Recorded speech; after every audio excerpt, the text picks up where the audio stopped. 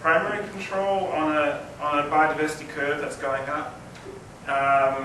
Is it a function of a changing environment?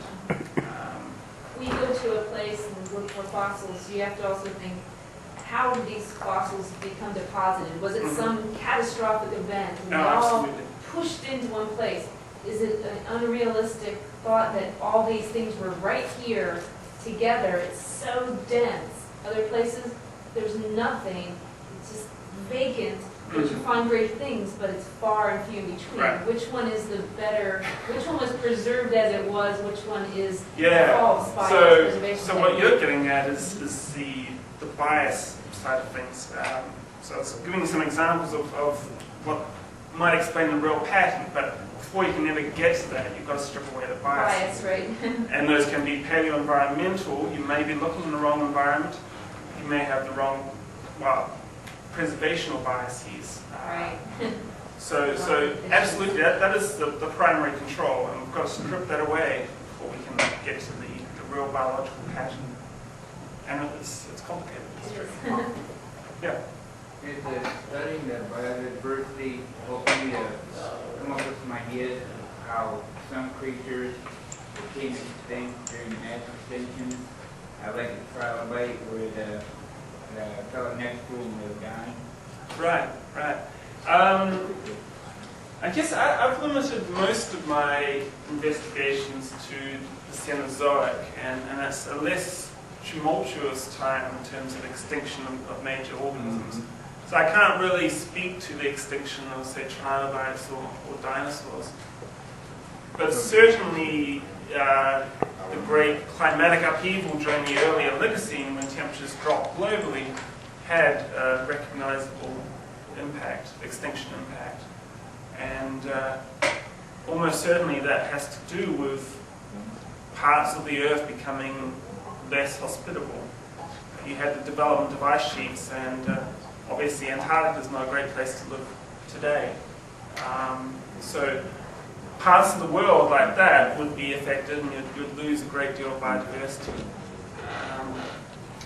So I can't really speak to the extinction of major groups of organisms, but certainly I think of the paleo-environment as being a critical control and success of groups. Yeah. In a couple of your charts, you compared the opening and closing of waterways with the temperature change of the water. You also compared the same chart to the growth of the animals that were able to be found. Around the time period, 30 to 70, 75 million years ago, you also had a dramatic drop of active volcanoes that were not only land mass but also ocean mass. Yeah. In the opening and closing of waterways, yes, it would allow more current and to change your current, but also less volcanoes would also increase that temperature drop. Sure, there are many controls on climate, including the emission of CO2 from volcanoes. So absolutely, and that is a recognizable signal of that throughout the Phanerozoic.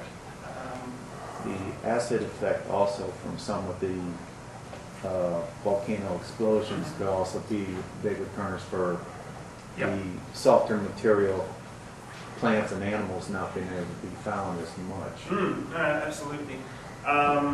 So no, that's a very valid point.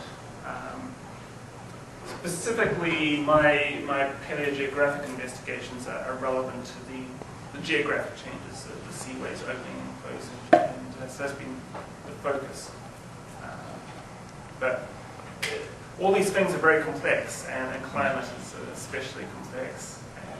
So that's one aspect of that, certainly. Yeah. Well, one of the hypotheses or questions that came out of that was, do we know why a colder environment has fewer species? Yeah. That's a good question. And I would complicate that further by saying warmer environments can also restrict diversity if it gets too warm. And one of the thoughts out there at the moment is during the Paleocene and the Eocene, it was simply too warm in some tropical environments for many of the groups that flourish today. So, for example, some of the highest diversity of corals in the Paleocene were outside of the tropics. So I just throw that curveball out there. But probably the most important factor is productivity of the marine environment.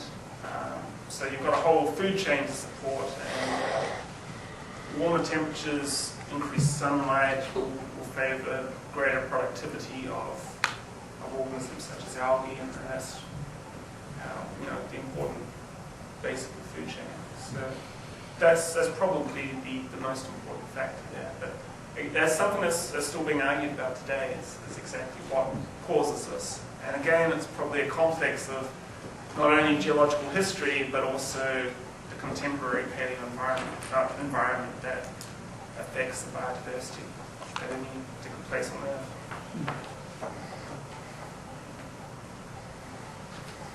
Okay, well, thank you very much.